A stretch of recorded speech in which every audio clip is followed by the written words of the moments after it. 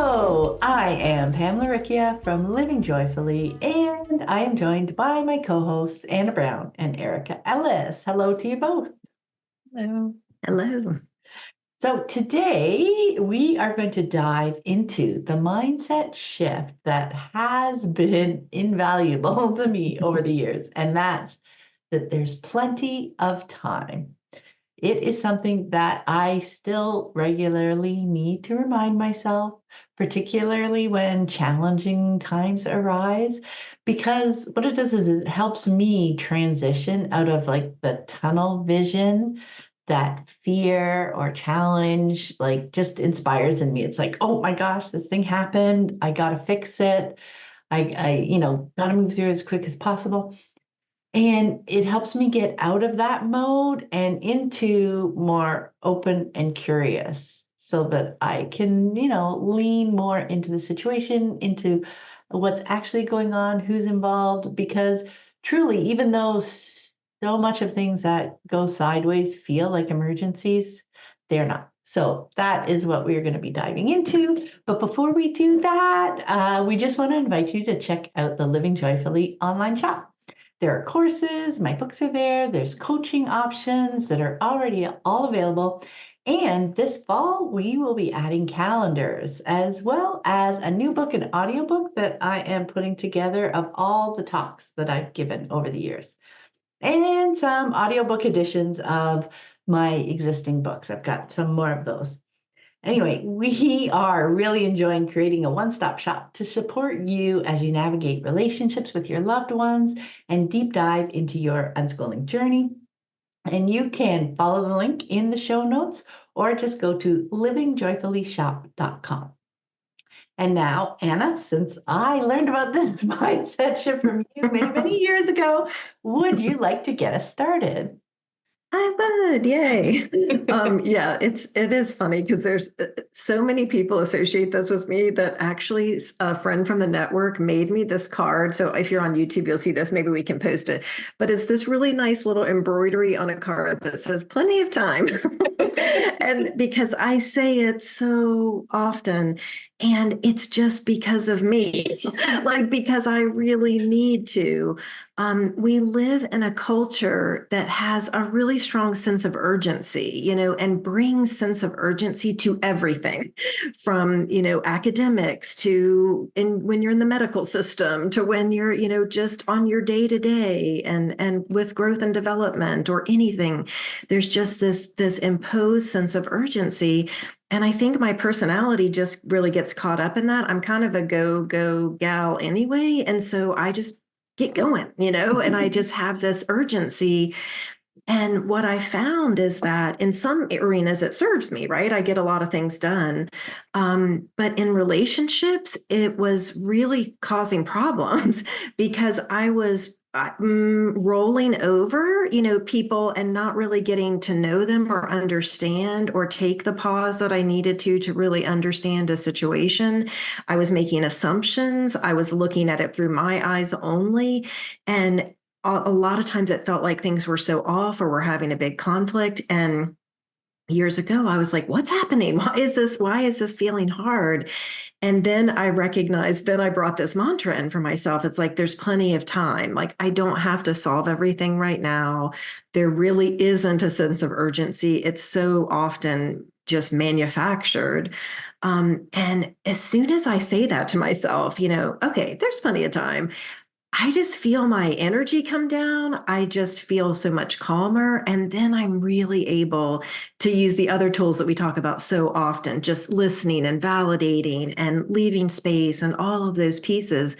And so it comes into play in so many ways. So it's going to be fun to talk about it and see like what it means to the two of you. But that's really what it is for me. It's about kind of shedding that sense of urgency that I've been handed and can get caught up into, but especially bringing it into relationships and problem solving because everybody feels so much more comfortable and seen and calm. And what I found is that when I can bring that calm to a situation, it just changes it. Absolutely. Yeah, I loved the phrase. I love using it. And one thing I really love about it is it applies to everything, because it really is it's really just about calming myself. And so it doesn't matter if I'm, doing future tripping, scary things about this is going to be terrible in 5 years or whatever, or if it's just in this moment, like we have to get to the meeting or we have to go to the restaurant or whatever it is, So it's like, it's all those little day-to-day moments. And also it applies to, why aren't they reading fluently yet? Why aren't they, you know what I mean? Like, how are they going to be able to do their laundry and stuff? So anytime those kind of fears get in mind, there's plenty of time, feels like taking a deep breath. It feels like giving myself space to get out of that tunnel vision and get out of that kind of fear vision that I can get into just, because of stress of life. And so I was thinking that, part of why we have this urgency, or maybe it's a symptom, but like in school, right? So you do a class and then the bell rings and you have another class and then the bell rings and you have another class. And so we kind of get trained into this, like, on to the next thing, on to the next thing. Like we should always be moving forward with this kind of quickness. And so the plenty of time idea to me feels so good and healthy, and like it's like giving a gift to my kids, to give them space to not say, okay, on to the next thing, on to the next, like that's enough of that, let's move on. Just being like, there's plenty of time, they can spend as much time as they need on what they want to do, and we don't have to be in a rush and kind of fall into that sense of urgency.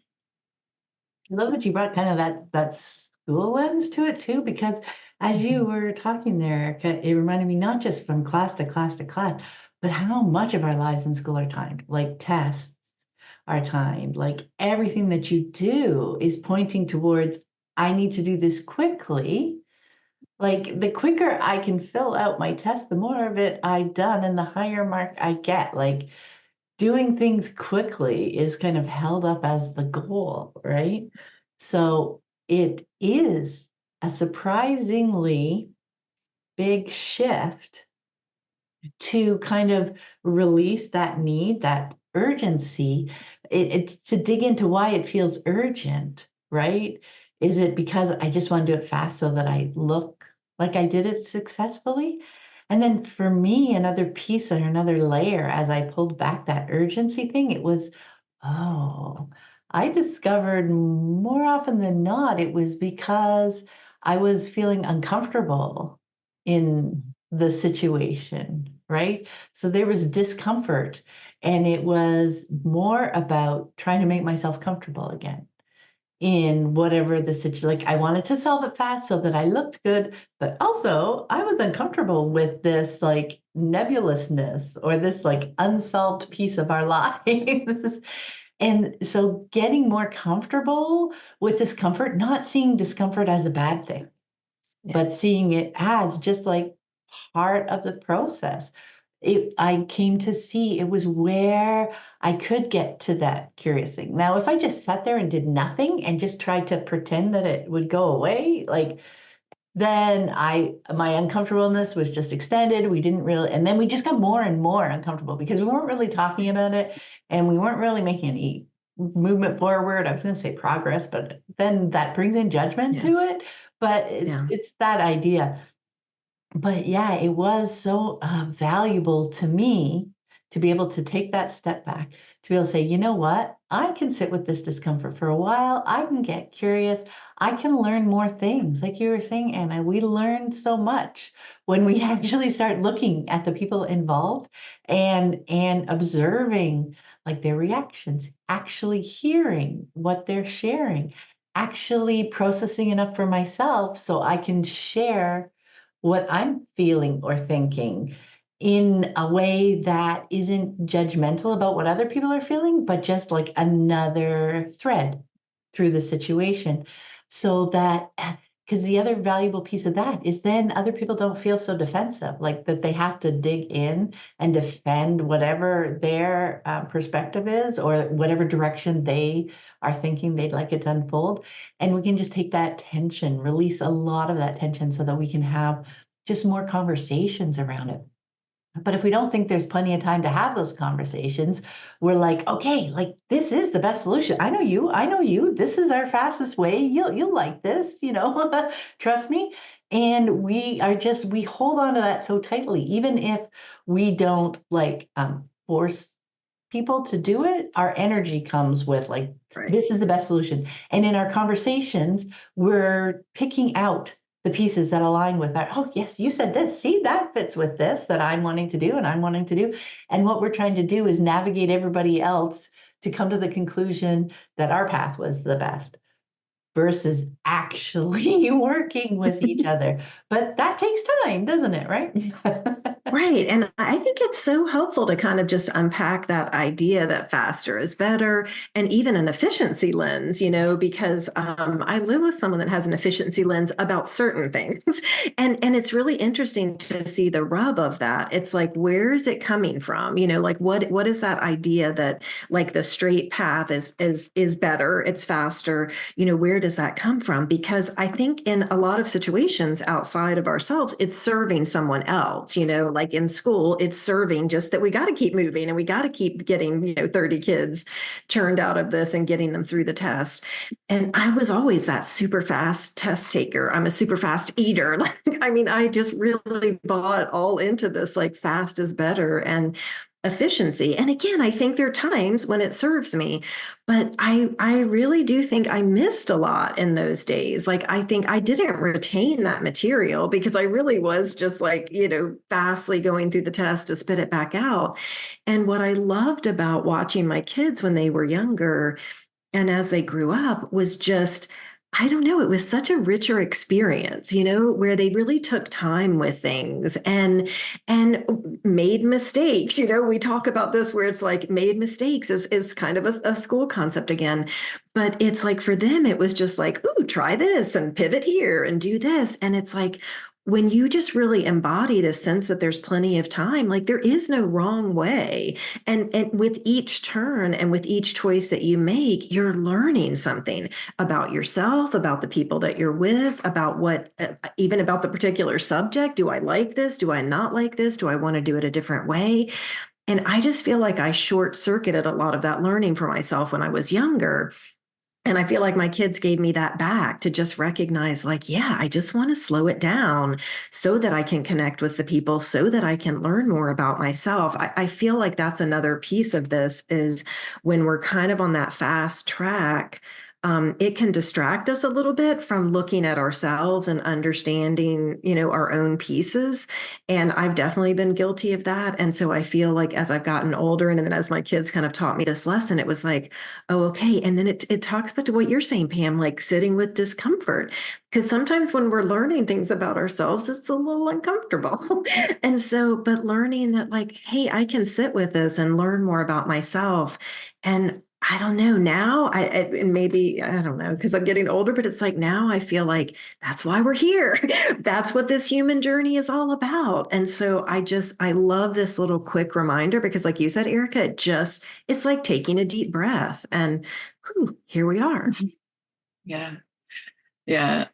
As you both were talking, I was thinking about, just like life with little kids. I feel like this is where this first came to mind was life with little kids. Because like, imagine when you go for a walk with a little kid, like you take one step out the door and they are looking at something and it just feels like it's going to take forever. And why are we stopped here? That kind of thing. And so I feel like, a lot of us have had that experience of like, oh my gosh, my toddler just wants to do the same thing for hours and hours. And like, how can we get through it? And so I think that was kind of the beginning of, okay, deep breath.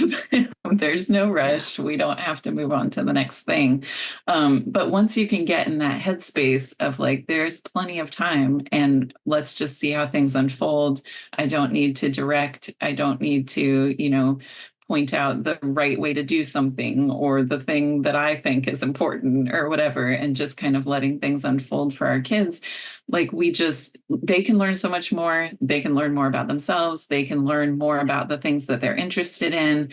And so I think that sense of urgency or kind of that checklist that we might have in our mind of like the next thing, like, well, they learned how to do this, so then the next thing is this, like having that kind of mental checklist and that sense of urgency really gets in the way of them creating their own learning journey.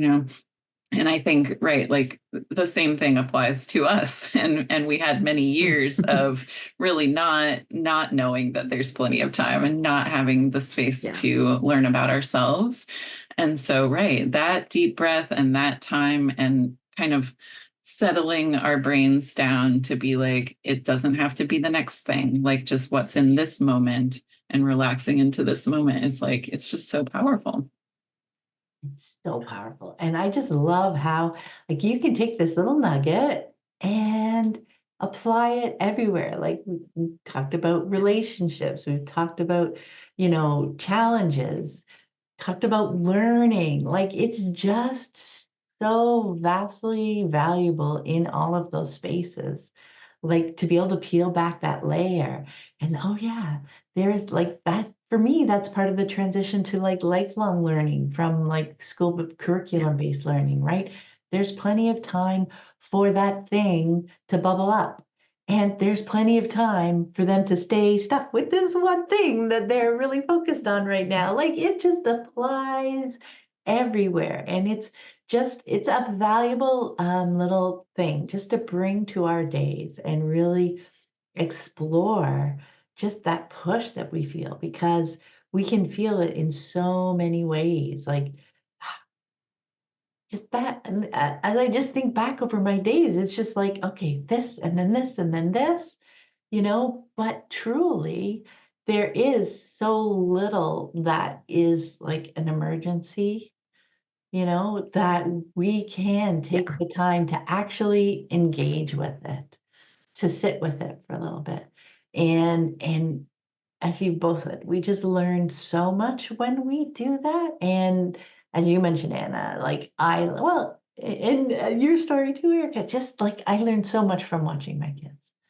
And I really kind of had to go back to that beginning place and not just figure it out myself, because when I looked to them, I could see it in action. Like, I could see them taking the time, and I'm like, oh, why aren't they wanting to do this and this? And oh, I think like I could bring this and show, like, I tried, but I was also, cognizant enough to, when I got some pushback or just like completely ignored, because we're always saying, not to have expectations around things, especially when we bring them to our kids, because they may be in a place where, even though that could be really cool and interesting to them, right now they're still here. There's plenty of time for them to notice that thing. Like, so for me, it's just like I can plant a seed, and then, maybe the next day or the next month or 2 years down the road, it's like, hey, remember when you mentioned this thing? I'd like to hear more about that. So there's plenty of time, just works in just about any situation. You can use it just about every day, I think, in our society. It does. And I know sometimes, people will ask like, what do I do? Like, I'm frustrated, or I'm not showing up in the way I want to, or like things are, we're having these conflicts, and, they just want to know like, what's going on? What are some options? And I think this piece is really like a great place to start, because I think anytime we're under time pressure, and I think it's probably worse for some personalities, mine being one of them, but like time pressure builds this, like, I want to do a good job. I want to do it, I want to get there on time. I want to, all these other kind of outside messages that I've had. And what I found is, again, I wasn't showing up as the person I wanted to when I was bringing that sense of urgency under that time pressure. And so I think it's a great place to start, to just go, okay, so we're having an interaction, like you were saying, Erica, like we're trying to get out the door or something. And I feel myself like getting a little, something. And what if I just change it? And that's that's the kind of situation I would use it in. Like, you know what? There's actually plenty of time. And my energy would come down. The kids' energy would come down. David's energy would come down.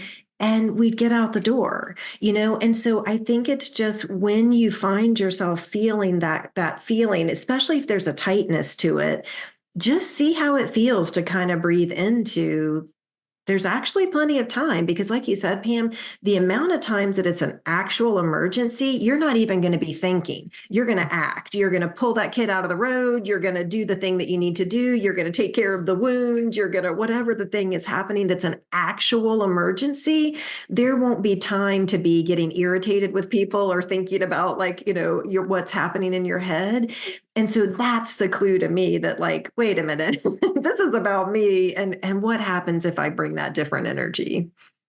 Yeah, I was thinking about the emergencies too. And honestly, it helps then too. Like if you feel you're true. freaking out and there's too many things, it's like there's plenty of time is my reminder to it's just one step at a time. So I know I have these moments, not emergencies, but like say I'm hungry and then they're also hungry. And then also the phone rings and the dog needs to go out. And like all these things could pile up in a split second where it felt like everything was fine and now everything is busy. And so if in that moment when I start to feel myself getting overwhelmed, I could just be like, there's plenty of time, one thing at a time, one step at a time. Like it helps in every situation.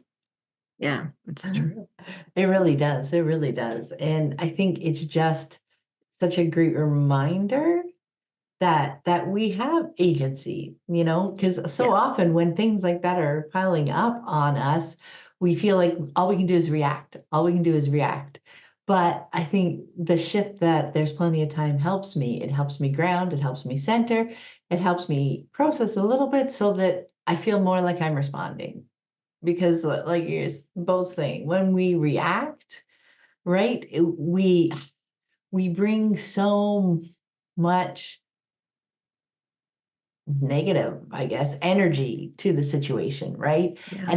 And then people start reacting to us. And then it's just like this ping pong ball of stress that goes back and forth and back and forth and back and forth till we're all like completely frustrated. And somebody says, well, then we're not going. And too bad you can't get out the door, then we're not going. But oh my gosh, when I could remember to bring that energy of there's plenty of time so that everybody's energy is down, like, oh, we would actually get out faster than if I was trying to prod everybody, like literally time wise faster and feeling so much better when I wasn't like constantly prodding people and prodding people. And instead I was like, supporting, asking, do you need some help with this? Or, blah, blah, blah, just not getting in people's way, not poking them, constantly poking them. I think when I'm feeling an urgency, I'm poking people. And then they're just like, screw that, or they're poking back. Right? Hitting up the wall. Yeah, exactly. The wall goes up. And then we move slower. Yeah, right. I'm going to repeat something you said, Erika, just because I think it's so important, is that because I love this, like we're talking about how to use it in these moments, but it's both, right? It's using it in those intense moments, but it is also that there's plenty of time to learn the things that they need to learn, the things that we need to learn. There's plenty of time for relationships and friendships to develop and grow later on. Like, because we can get kind of stuck in our heads about, but do they have enough friends, or are they doing enough this or that? And so that was another time I found it so valuable, was just like, but actually this is a long game. Like if we're lucky enough, we have a long life to figure all of these pieces out. And if it's a short life, then even more, I want to be just doing what we love and enjoying each other. So it's like, it really helped calm me from both sides because, and so I love, again, that it's useful in these moments. And it's also useful when we get in kind of a spiral that's a little more, out there, future worry, esoteric. Yeah, I love that. Yes, me too. Me too. Well, thank you so much to everyone for joining us. We hope that you enjoyed our conversation and even picked up a nugget or two for your unschooling journey and, like, let's face it, life and living, because this is just something fundamental, I think, to human beings, or at least to those of us who grew up in that more conventional school-based environment where the pressure came to like do things fast and do things right, don't make mistakes, like all that stuff really plays into that that fear and that urgency we feel. So just reminding ourselves that we have plenty of time. And I think playing with that throughout the day in all sorts of situations can really help us see some really fun layers where we can apply it and it can be useful. And remember to check out the Living Joyfully shop at, not surprisingly, livingjoyfullyshop.com. And we wish everyone a lovely week. Thanks so much. Yeah. Bye.